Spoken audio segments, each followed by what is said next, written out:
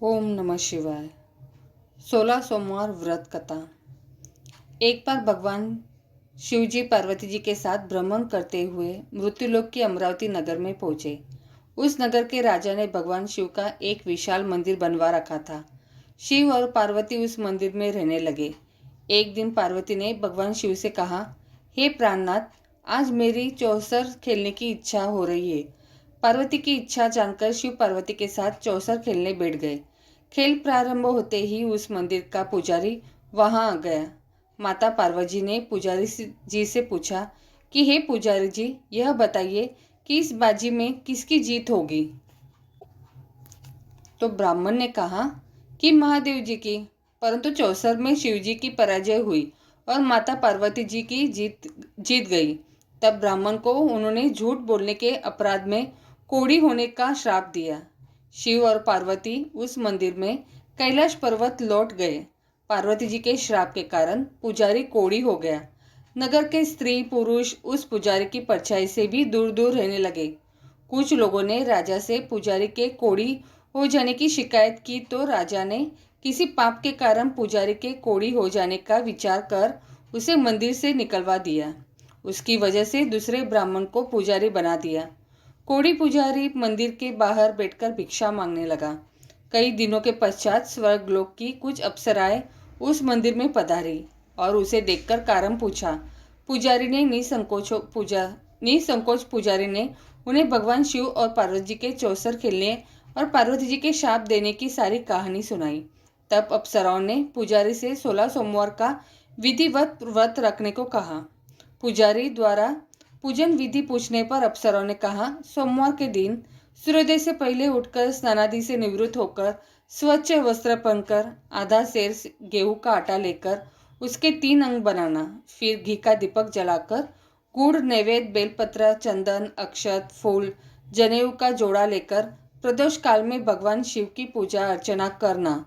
पूजा के बाद 3 अंगों में एक अंग भगवान शिव को अर्पण करके एक आप ग्रहण करें। शेष 2 अंगों को भगवान का प्रसाद मानकर वहां उपस्थित स्त्री पुरुषों और बच्चों को बांट देना।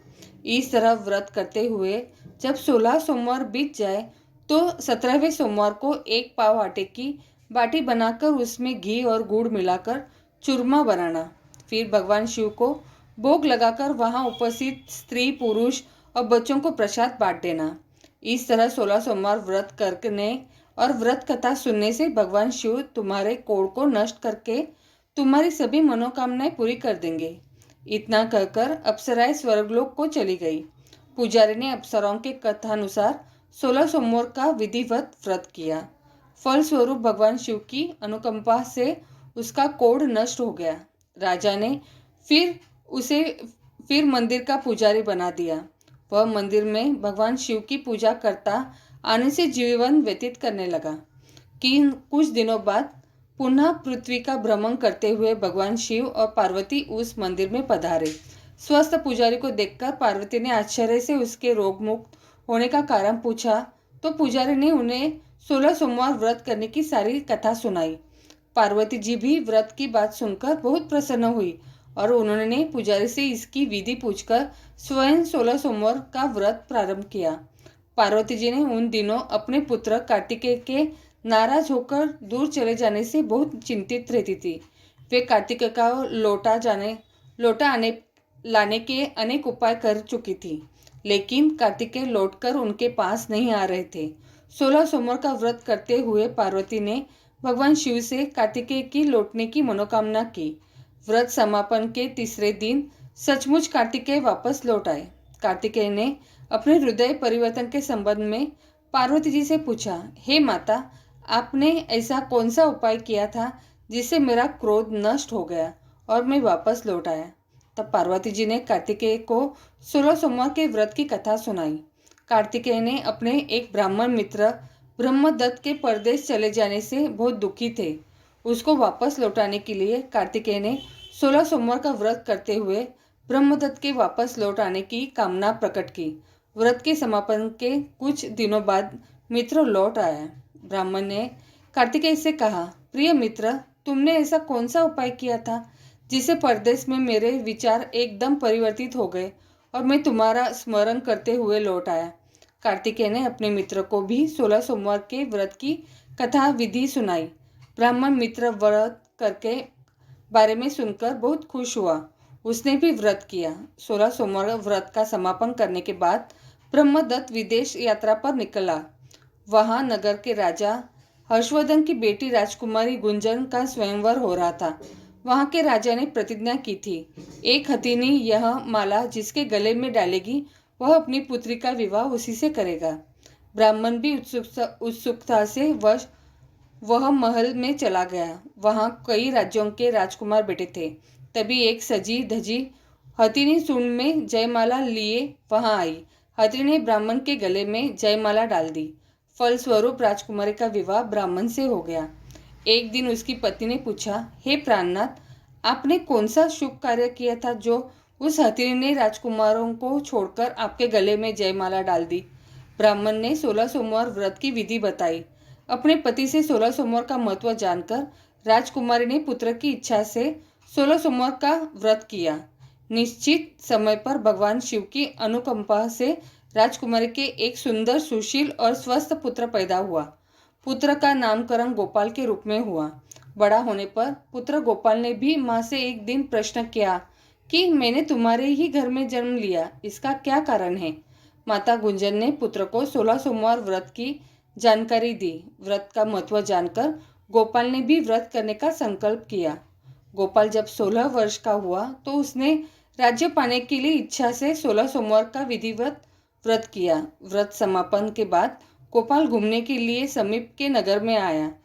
वहां के वृद्ध राजा ने गोपाल को पसंद किया और बहुत धूमधाम से अपनी पुत्री राजकुमारी मंगला का विवाह गोपाल के साथ कर दिया। 16 सोमवार के व्रत करने से गोपाल महल में पहुंचकर आनंद से रहने लगा। 2 वर्ष बाद वृद्ध राजा का निधन हो गया तो गोपाल को उस नगर का राजा बना दिया गया। इस तरह 16 सोमवार व्रत करने से गोपाल की राज्य पाने की इच्छा पूर्ण हो गई। राजा बनने के बाद भी वह विधिवत 16 सोमवार का व्रत करता रहा। व्रत के समापन पर 17वें सोमवार को गोपाल ने अपनी पत्नी मंगला से कहा कि व्रत की सारी सामग्री लेकर वह समीप के शिव मंदिर पहुंचे। पति की आज्ञा का उल्लंघन करके सेवकों द्वारा पूजा की सामग्री मंदिर में भेज दी।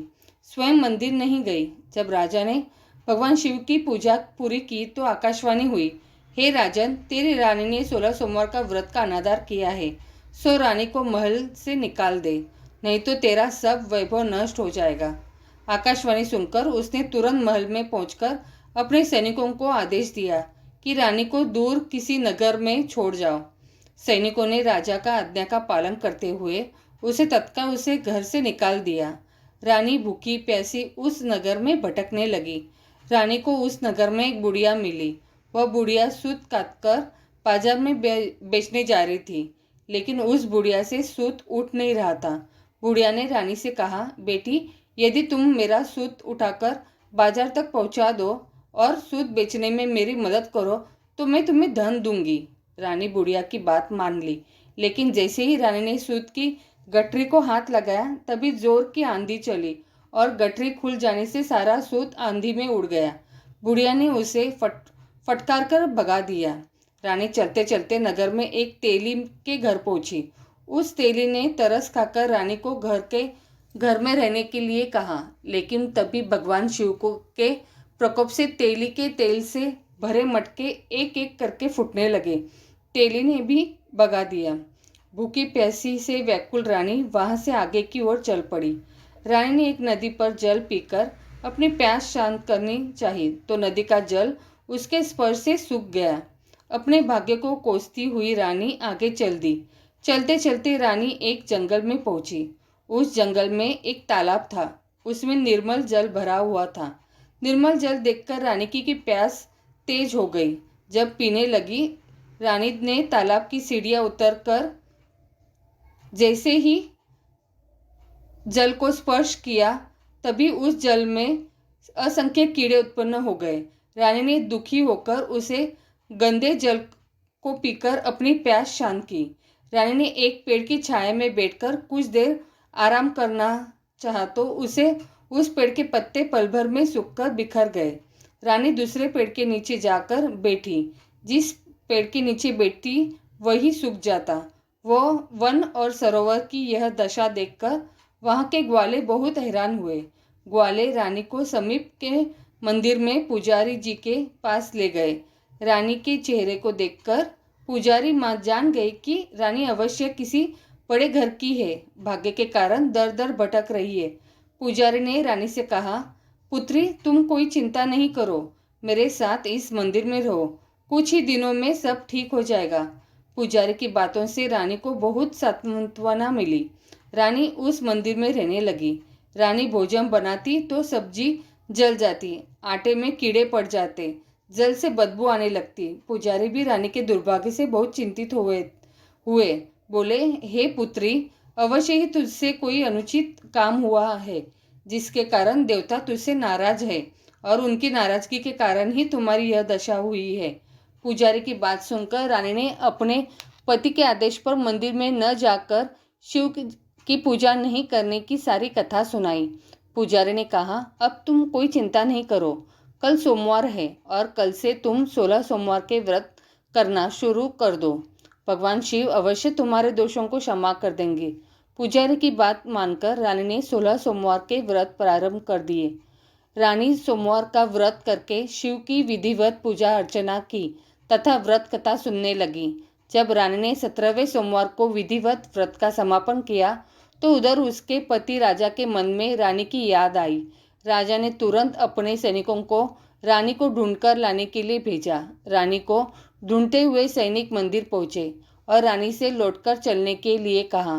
पुजारी ने सैनिकों से मना कर दिया और सैनिक निराश होकर लौट गए। उन्होंने लौटकर राजा को सारी बात बताई। राजा स्वयं उस मंदिर में पुजारी के पास पहुंचे और रानी को महल से निकाल देने के कारण पुजारी जी से क्षमा मांगी। पुजारी जी ने राजा से कहा, यह सब भगवान शिव के प्रकोप के कारण हुआ है। इतना कहकर रानी को विदा किया। राजा के साथ रानी महल में पहुंची। महल में बहुत खुशियां मनाई गई। पूरे नगर को सजाया गया। राजा ने ब्राह्मणों को अन्न, वस्त्र, धन का दान दिया।